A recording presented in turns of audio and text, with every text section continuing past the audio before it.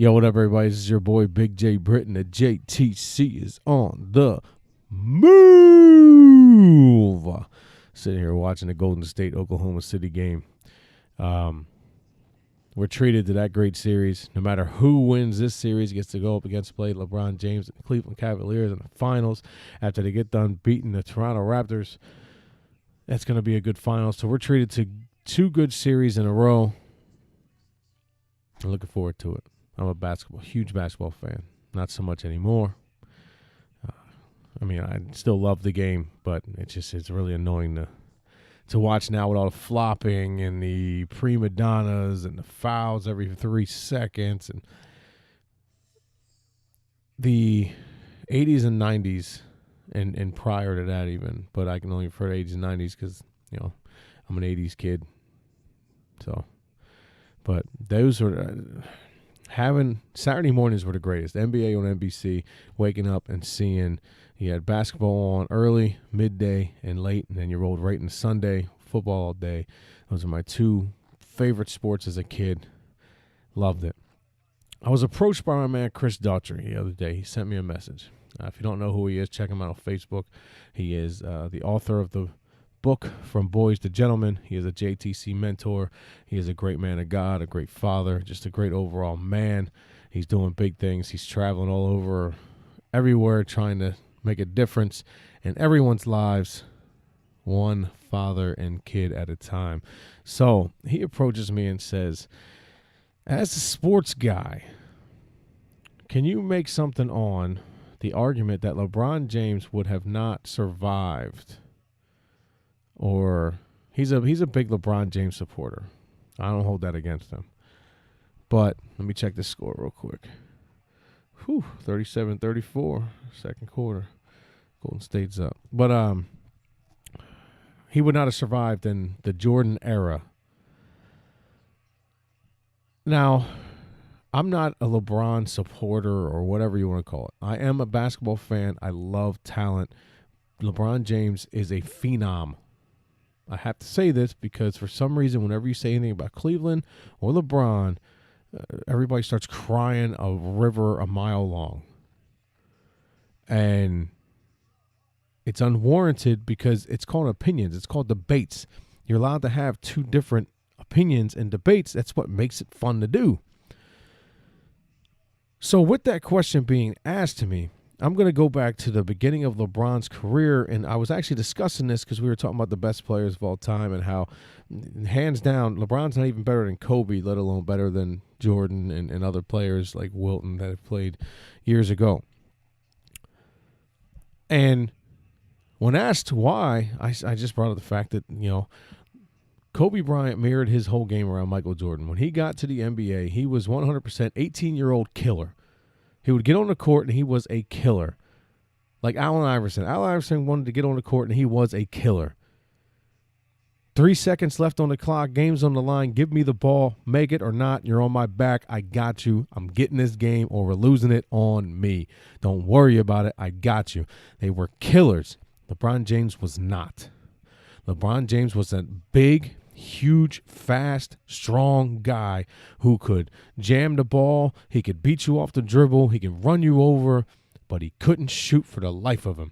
And he also hated and did not want, and many times second-guessed it and passed the ball in the moments when the game was on the line. So with that being said, you can't argue that for that my argument's over at that point. Because he had to let, now granted 2016, different player, completely different scenario. He has the killer instinct now.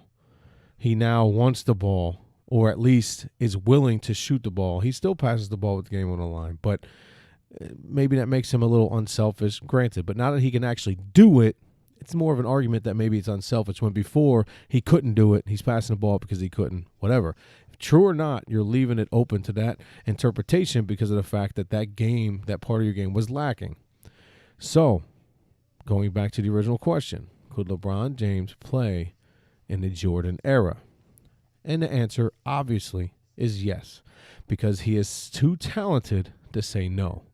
Now, with the first point that I brought up, with him taking time to learn how to shoot the ball in the NBA, to get that killer instinct, all them things I just said, the question I have, and as I started really thinking about this, was think about, and I'm only going to say like 3 names. I'm not going to go through but I'm going to name 3 names that were ferocious. And the first 2 are absolutely ferocious defenders.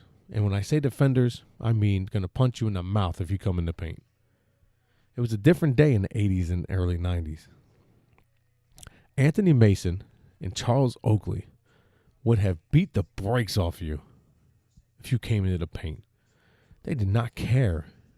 Charles Barkley, where are you going with him? So I bring these 3 guys' names up because they just represent what was the toughness of the NBA back then. That game isn't around now. Now, LeBron James didn't grow up in that era. He didn't grow up in he grew up in this more sissified game. And again, I'm not calling him a sissy before all you guys get on my back. I'm just saying he grew up in this era where everything's more pampered and everything now. The question I have is, do you think him driving the lane and getting pummeled by guys like Anthony Mason and Charles Oakley would have broke his psyche? Because remember, he was a weak kid when he came in. Now, granted, when I say strong, physically strong, but he was mentally weak. He did not have that wherewithal, that killer instinct, that thing that leaders are born with. And if those guys broke his spirit on the court, would that have ruined his game? It's a good question. Now, I do think he would have learned, and again, growing up in that era, growing up in that time, he would have been a little tougher of a player. So when he got to the NBA, he might have been he would have used his body more. He wouldn't have needed to maybe even learn how to shoot that way, because he would have just bodied everybody up in the paint, because it was a different game. I mean, look at Karl Malone's one of the greatest players of all time, and he's a big guy, fast guy, could shoot okay. Had one of the meanest fadeaways. I still can't remember, or still can't think of anybody that's much better than Karl Malone. Had that fadeaway jumper, that turnaround fadeaway. Hakeem the Dream, turnaround fadeaway. Patrick Ewing, the turnaround fadeaway. But that's my only concern, is that guys like that might have broke LeBron James' psyche. But I don't think it would have, because his talent set, his skill set is too good where he would have developed that tough skin because he had to, because of the necessity. Nowadays, growing up now when he did and coming up, he didn't have to have that. He just could run little guys over, get in there, and draw the fouls. Now, granted, obviously Jordan drew fouls, and everybody brings up the traveling that LeBron does. Listen, Michael Jordan never got called for traveling, and he was the king of the third step. Let's not sit here and act like he wasn't. Every superstar gets a little leeway. It's just how it is. Jordan got it. Kobe got it. LeBron's getting it. It's going to go on and on. So you can stop that debate now. But the answer to the original question was can LeBron James play in the Jordan era? The answer is yes, with the little question, could his psyche have been broken by the level of toughness that was in the game back then? If this LeBron James played back then, the answer is yes. I think they would have broke him. I do believe, though, with his skill set and his size, he would have been a completely different player. He would have been more like a Karl Malone, even better, because he's obviously better than Karl Malone. But he would have been that tough guy that would have went in there and earned his points and got the respect of the Anthony Masons and Charles Oakleys and Barkleys and things of that nature. Jordan didn't shy from any of them guys. He would go in the paint, and he might not have a bigger than you, but guess what? You think the ball's over here, now he brings it over here, he brings it back over here, and he lays it up on you. You can't catch him. Jordan was too quick, too good, too precise. So that's how Jordan was able to do it. He would beat you off the dribble. He'd cross you over. He can jump shot you. He can fade away on you. He can dunk on you. He can lay up on you. It was insane. So LeBron would have been in between a Malone and a Jordan, somewhere in there, but he would have been better than Malone, but not as good as Jordan. So somewhere in that realm, he would have been. So to answer your question, Chris, yes, LeBron James absolutely could have played. Now, him not being the best player and Jordan always not getting called for the travel, LeBron might have started getting called for traveling, though. But who knows?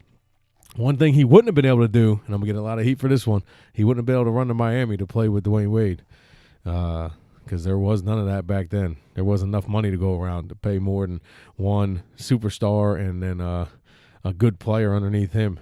It was tough times. I mean, unless you got lucky, then you go way back before free agency and all that stuff, and a team stayed together for a long time, like the Lakers and the Celtics of old. The Sixers of old. But yeah, so that's my opinion. I want to hear what you had to say. I want to know if you think LeBron James would have been able to survive in the 80s and 90s era, the Jordan era, with the tough defense. I'm not worried about his skill set. Obviously, his skill set is timeless. What he's able to do with the ball, what he's able to even be able to learn how to do as a pro, most guys can't do. It takes a special kind of guy to be able to do that. As a pro, to define his game even more. He came in as one of the best players in the league as an 18-year-old kid and still grew his game enough to become one of the best players of all time.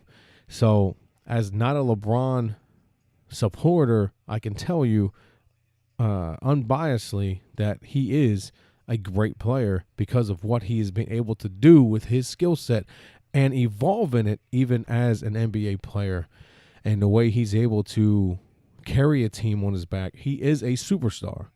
He's a megastar. But could he have survived? Think of a young LeBron, not LeBron now, a young LeBron who was a little weak mentally, and we know that from the times that he would not take that last shot. He would second-guess himself. He would second-guess other teammates. He would second-guess this. When they see that, that's blood in the water.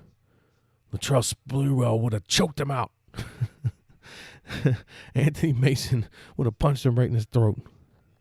Charles Oakley would have chokeslammed him in the paint because they smelt the weakness. So I ask you that. Ponder that. Let me know what you think. Comment on this. And let me know how you feel. Once again, it's your boy Big J Britt representing the JTC Exchange. I encourage you to check out the website. It's www.jtconthemove.org. Again, check out my man Chris Daughtry, the book From Boys to Gentlemen. Check out the Facebook page From Boys to Gentlemen. Check him out on Facebook, Chris Daughtry. Check me out, Jimmy Britt. Got E. Wilson, Algie Williams. A whole bunch of us representing on here. Check out my YouTube channel. Check out the JTC Sports Talk with a Faith Twist. And remember, if you're going to have a conversation, make it a good one. Go Warriors. Sixers got the #1 pick, y'all.